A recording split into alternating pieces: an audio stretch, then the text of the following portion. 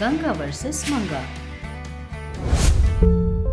सास बहू दशहरा की शॉपिंग। मंगा की हरकतें देखकर गंगा उसे हमेशा डांटती रहती थी। उसका कारण मंगा की लालच थी, लेकिन गंगा को भी ज्यादा गुस्सा आता था। छोटी सी छोटी गलती पर बहुत ज्यादा सुना देती, इसलिए घर पर सभी लोग उससे डरते रहते। ऐसे जब जब वो चिल्लाती, पड़ोस के लोगों तक आवाज पहुंचती थी। गंगा को बहुत ज्यादा गुस्सा आता है, बहू कैसे रहती होगी ये सोचते। एक दिन मंगा घर के सामने कुएं से पानी भर रही थी। पड़ोस की वनजा मंगा के पास आकर, मंगा, खाना बन गया? अब तक नहीं बना मासी। घर के सारे काम तुम ही कर रही हो, तुम्हारी सास बिल्कुल मदद नहीं करती ना। कैसे रह रही हो बेटा उस घर में? जरा कुछ कह दो तो गुस्सा करती है। गुस्सा पहले पैदा होकर ये बाद में पैदा हुई है शायद। ऐसे बोल रही थी कि मंगा गुस्से से। देखिए मासी, हो सकता है मेरी सासू माँ ज्यादा गुस्सा करती है, लेकिन उससे भी ज्यादा हमसे प्यार करती है वो। उनके बिना तो हमारा घर ही नहीं। उनके बारे में कुछ भी बोलने से पहले 100 बार सोच लीजिएगा। मतलब तुम्हारी सास में गुस्सा ज्यादा है, ये बात झूठ है क्या? उनकी बातें भले ही मिर्ची की तरह हो, लेकिन उनका दिल बहुत मीठा है, ये पता है आपको? पड़ोस में रह रही है, इसलिए मेरे सास के बारे में कुछ भी कहेंगी तो मैं चुप नहीं रहूंगी, ध्यान रहे। ऐसे वो पानी का कलसी वहाँ से लेकर अंदर जाती है। मंगा वहाँ से जा रही थी कि वनजा मन में, हे भगवान, मैंने क्या कह दिया? सास में गुस्सा ज्यादा है कहा? मुझे तो लगता है गुस्सा उसमें नहीं तुझ में है। ऐसे बोलकर हैंडपंप के नीचे कलसी रखती है। मंगा कलसी लेकर अंदर आ रही थी। चौखट पर आ रही थी कि गंगा, क्या हो रहा था वहाँ? क्या कह रही थी? सास को देखते ही मंगा घबराते हुए, अरे कुछ नहीं सासू माँ, दशहरा आने वाला है ना, तैयारियाँ कर रहे हैं क्या पूछ रही थी। कर रहे हैं ऐसा कहा मैंने। ऐसे बोलकर अंदर जाती है। उसके अंदर जाते ही गंगा वनजा की तरफ गुस्से से देख रही थी। मंगा घर के अंदर आकर सारे काम कर रही थी। हॉल में बैठी सास के लिए कॉफी बनाकर, सासू माँ कॉफी, ऐसे कॉफी दे रही थी कि मंगा का पति सुंदर तभी खेत से घर लौट कर आ रहा था। गंगा कॉफी का कप लेकर, बेटा मंगा, दशहरा आने वाला है ना, कल शॉपिंग पर चलेंगे हम। तुम्हारे पसंद के कपड़े ले लेना, तैयार रहो।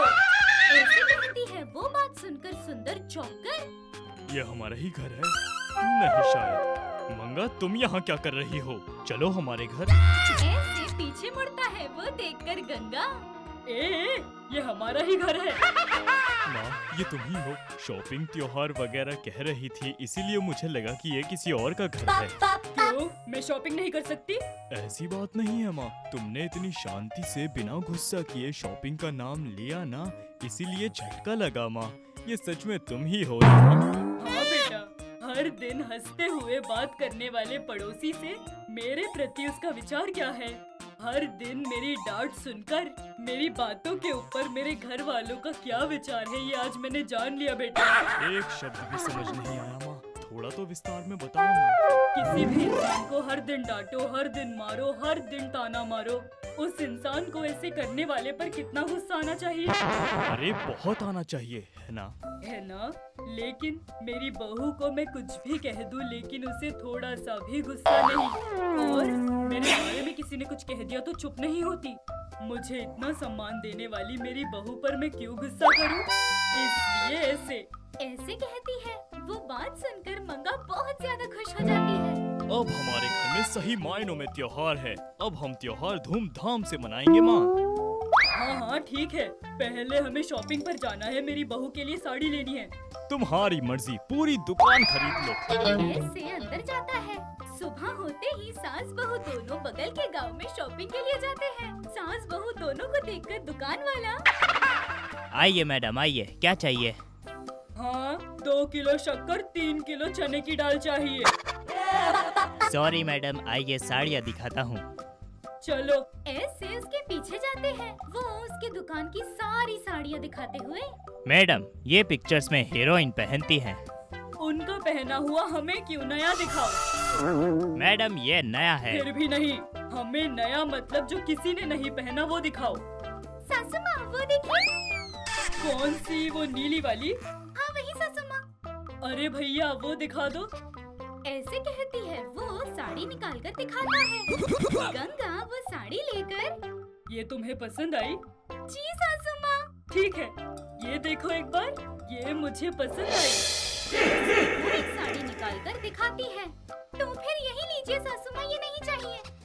क्यों नहीं, वो तुम्हें पसंद आई।